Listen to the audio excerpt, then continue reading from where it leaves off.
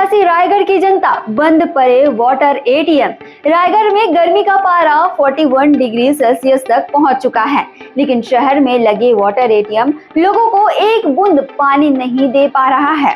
नगर निगम ने 2017 में शहर के 5 जगहों पर ये मशीन लगवाई थी, जहां सिर्फ 1 रुपए में 1 लीटर ठंडा पानी मिलता था। कुछ साल तक ठीक चला, फिर मशीनें खराब हो गई।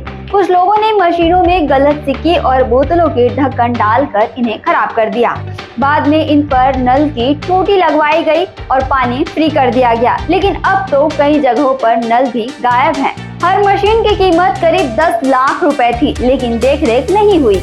अब ये मशीन बस 100 पीस बनकर रह गई है। महापौर का कहना है कि बंद पड़ी मशीनों को जल्द ही चालू कराया जाएगा। हालांकि लोगों को तुरंत राहत की जरूरत है, क्योंकि तापमान 41 डिग्री सेल्सियस तक पहुंच चुका है और सार्वजनिक स्थानों पर पेयजल की उपलब्धता नहीं होने से कठिनाइयों का सामना करना पड़ रहा है। छत्तीसगढ़ से जुड़े और अपडेट्स के लिए आप देखते रहें वयम छत्तीसगढ़।